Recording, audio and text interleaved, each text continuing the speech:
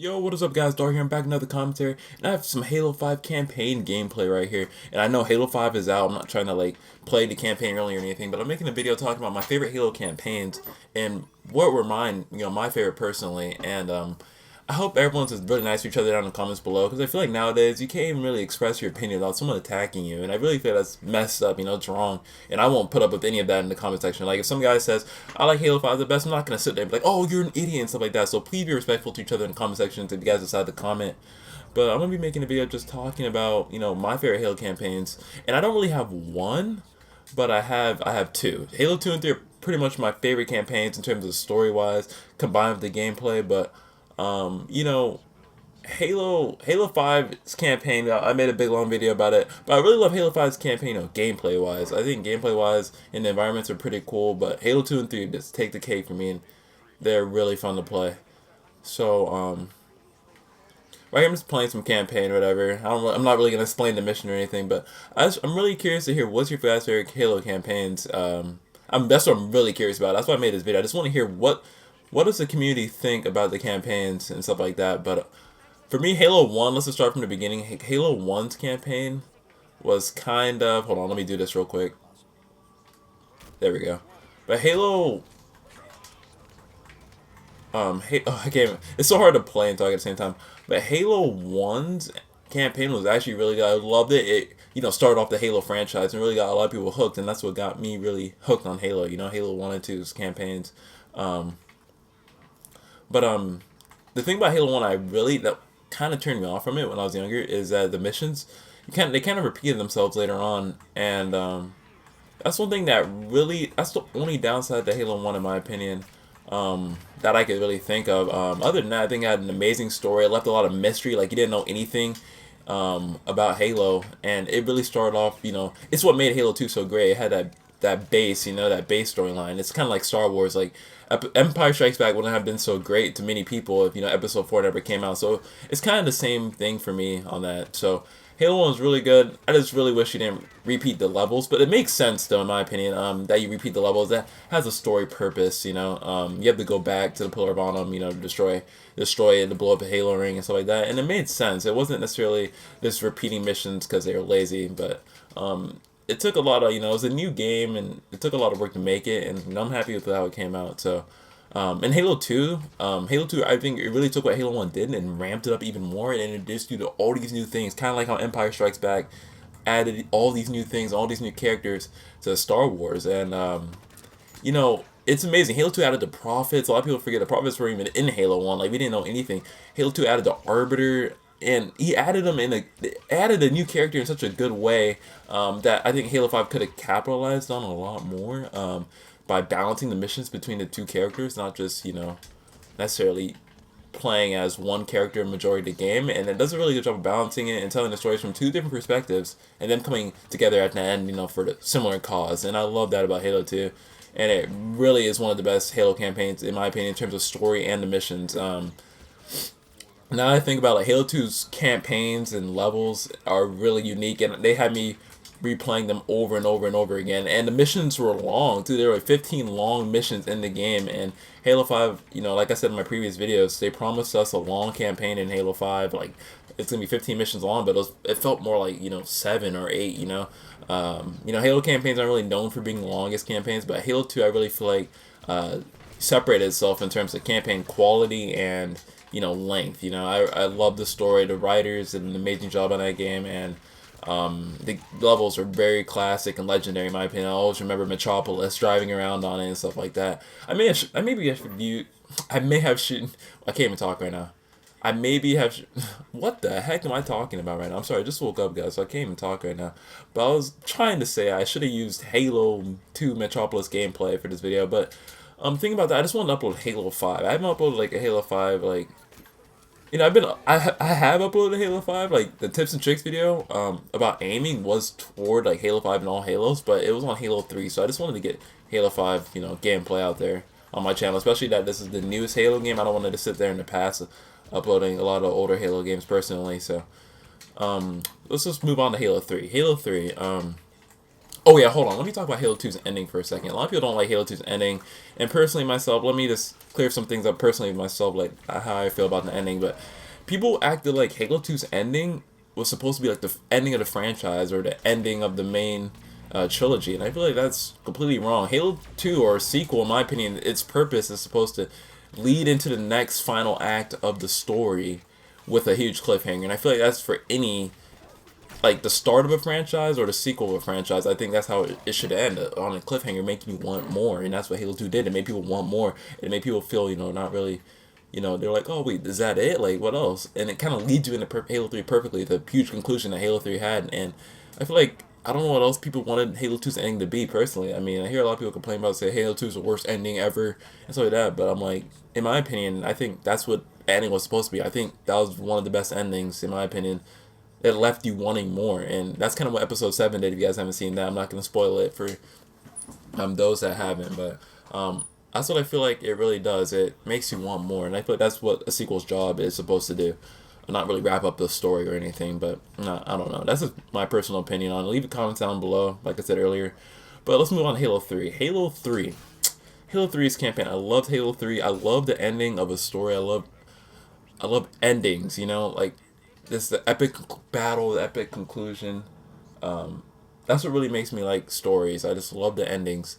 And hold on, real quick before I continue with Halo 3, look at Kelly's booty. Look at Kelly. Can I see your booty? All right, but dude, Kelly has a nice booty. But I just want to say that real quick. I feel like that's what the ending of a franchise is supposed to do. Make you, or the end, not the ending of a franchise, but the ending of a franchise is personally my favorite. And Halo 3 did a really good job. I wish the campaign was a little bit longer, personally, but I think in terms of the way it's executed, I think it was executed pretty well, and the ending was very memorable, especially the legendary cliffhanger ending where Master Chief was floating in the space and you didn't know what was going to happen next. And I love endings like that where they just leave you wondering. They leave you, hey, what's going to happen next? And you don't know what's going to happen next, and they kind of leave it up to the viewer to interpret how it ends. I don't know how many of you guys have seen 2001: A Space Odyssey, but in that ending, it kind of leaves it up to you how you interpret the movie. So I love endings like that in anything, any movies, video games, or anything. I just love it, and I hope the next Halo kind of ends like that, but with a little bit more of a conclusive, type of feel to it. Because Halo 3 kind of left it open ended in terms of the point, like they can make more if they wanted to, and they did. But a lot of people don't like those open ended, and that's just me personally. But let's do Halo 4's campaign. Halo 4's campaign for me. I'm trying to think about it. Halo 4's campaign was. I feel like the level design, personally, it could have been.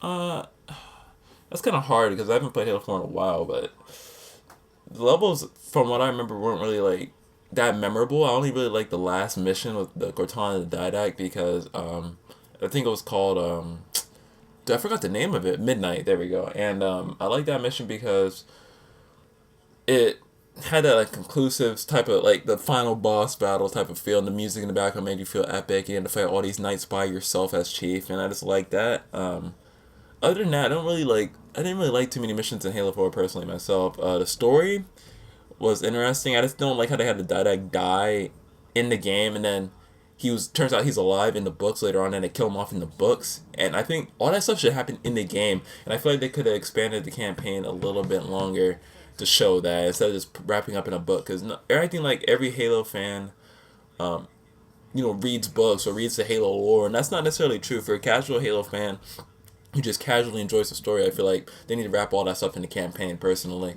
And I feel like a lot of people went into Halo 4 and Halo 5 kind of confused on what things were and who this guy was and what happened in between here. And I feel like that shouldn't happen. A lot of people just were wondering what's happening, especially for those people who don't catch up on the books or people who haven't played Halo in a few years, So other than that, I don't really have too many gripes with Halo 4. This one should do a little bit of better job of telling the story outside the games, like the ones in the comics and stuff. And I wish they kind of made the campaign a little bit longer, to at least like 10 missions or 11 missions to really encapsulate everything that the gamer needs to know about that specific part of the story. And I feel like they do too much of that in books. So I also want to talk about Halo 5's ending to kind of wrap up the video, because it's going to be a long video. It's like 10 minutes long almost, and I just want to talk about, you know, the ending to Halo 5 is really interesting. I think it's probably the best ending, in my opinion, to any Halo since Halo 3, in my opinion. I really loved Halo 3's ending, that open-ended type thing, and kind of leave it up to your interpretation. And Halo 5 does that in a way, in my opinion. It does two things at the same time. It makes it so it leaves you wanting more, and at the same time it leaves that open-ended thing. So I think it's one of the best endings just because of the perfect mixture of those. So if you guys haven't beat Halo 5 yet, I would really recommend clicking off this video now and like coming back to it at a later date. But when Cortana activates, or like shows that it shows the Halo ring and it shows Cortana laughing, I really like that because it leads up like, wait, she has the Halo ring control now. Wait, what if she does this? What if she does that? And it makes you wonder, like, what's her goal? What's her goal? We'll find out in the next game, you know? It's like, oh, what is she trying to do? And what is her ultimate goal? And things like that. And leaves you just wondering in a way that I haven't felt in a long time. And I really feel like that could only be, you know, experienced through the legendary ending, because Halo 5's ending leaves you like, where's Chief and Locke gonna do now? Are you gonna play as Locke in the next game? Where's the Arbiter? Where's the Arbiter's role in this? And is he gonna help out? And it leaves you so many questions. And hopefully they wrap him up in the next Halo. And it really makes you wonder: is Chief gonna get destroyed by Cortana? Is Cortana gonna try taking Chief again? And I just love all the questions it leaves you wondering. And that's what I really like about. Oh, I'm a noob. I'm sorry. I just like slipped off the back of the map. It just leaves you wondering, like, hey, what the heck's gonna happen? And I love that. And hopefully Halo, whatever the next Halo is, I don't know. Obviously Halo 6, and then hopefully that's gonna be like the last in the Master Chief story. I don't know what else they're gonna do, because no one really knows how long Halo's gonna be at this point. It's gonna be a saga. It's gonna be how many more multiplayer games it's gonna have. Like, no one really knows. So it makes me a lot more curious. And I don't know. I loved Halo 5's ending personally. So that's pretty much for the video. That's pretty much it, guys, for the video. I hope you guys enjoyed this. I'm gonna start doing. I just love making videos. Like, I'm just playing and talking. I just love it. And dude, Halo, like playing it and having me play it and talk about it at the same time makes me just realize, dude, like how much I love Halo. Halo is so fun for me to play. I literally only play like 3 games. I only play like 2K, Halo, and Battlefront. And I don't even, like, that's pretty much the only 3 games I play. And I just. This makes me love Halo even more. Like, he's talking about it and playing it. Like, look at this guy just dipping around. I don't know. Dude, where's this guy going? But I don't know. This makes me love. I just love talking about it and playing it at the same time. It makes me makes me feel like I have more passion in my commentaries. It makes me feel like talking about Halo a lot more than just sitting in my room with my, my hands on my freaking lap, just sitting here talking about it. I feel like playing it though is so much more. It immerses me a lot more into Halo, and it's hard to play and talk at the same time. Well, that's pretty much it for the video, guys. I'm going to end it with a ground pound. I'm not going to fight this war. I'm going to end this game. But I'm not fighting Warden, guys. I'm out. Peace.